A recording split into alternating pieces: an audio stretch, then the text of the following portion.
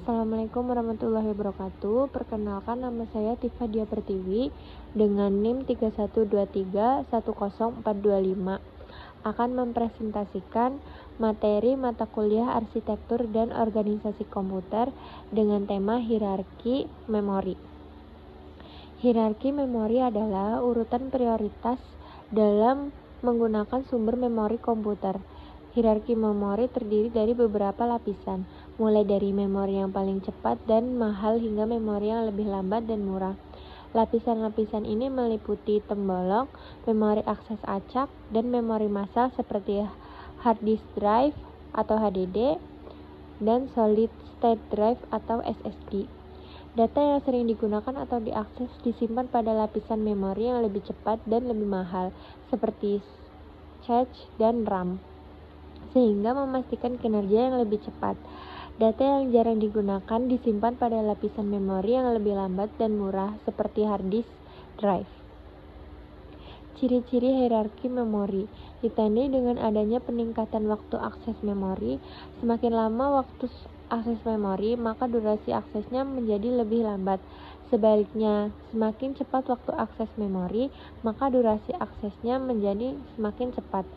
Hierarki memori juga ditandai dengan adanya peningkatan kapasitas. Semakin rendah tingkatan dalam hierarki, maka kapasitas semakin besar. Sebaliknya, semakin tinggi tingkatan hierarki, maka semakin kecil kapasitas memori yang diperlukan. Hierarki memori juga ditandai dengan adanya peningkatan jarak dengan prosesor. Semakin rendah tingkatan hierarki, maka jarak memori dengan prosesor semakin jauh. Sebaliknya, semakin tinggi tingkatan hierarki, maka jarak memori ke prosesor semakin dekat.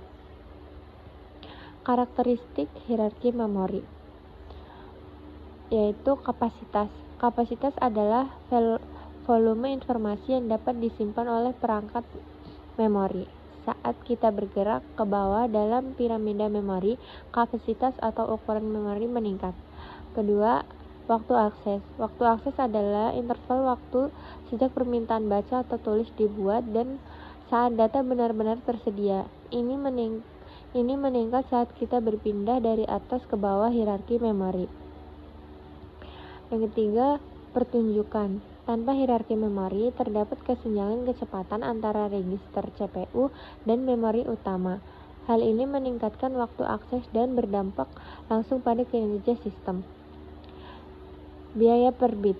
Biaya per bit dihitung dengan membagi total biaya memori dengan jumlah bit yang diakses. Keuntungan hierarki memori membantu dalam menghilangkan beberapa kerusakan dan mengelola memori dengan cara yang lebih baik. Ini membantu dalam menyebarkan data ke seluruh sistem komputer dan menghemat harga dan waktu konsumen.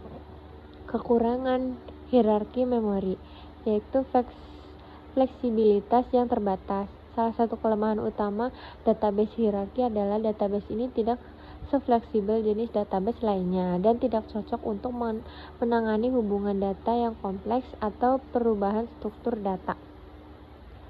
Sulit untuk dipelihara dan diperbarui.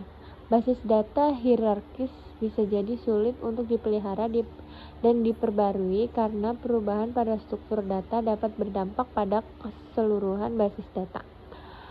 Dukungan terbatas untuk manipulasi data,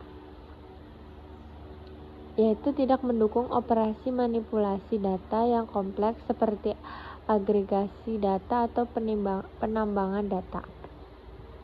Penggunaan memori dibagi menjadi dua, yaitu 1. Tempat penyimpanan sementara atau temporary storage. Yang kedua, tempat penyimpanan tetap atau permanent storage.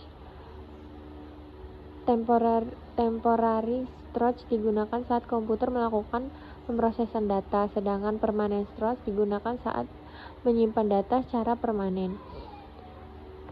Register memiliki dua fungsi, yaitu user visible register. Register CPU yang dapat digunakan oleh pemrogram dengan menggunakan set instruksi memungkinkan satu buah register atau lebih untuk dispesifikasikan sebagai operand atau alamat operand. Control and Kontrol dan status register. Register yang digunakan oleh unit kontrol untuk mengontrol operasi CPU dan oleh program sistem operasi untuk mengontrol eksekusi program. Sekian presentasi dari saya. Terima kasih. Wassalamualaikum warahmatullahi wabarakatuh.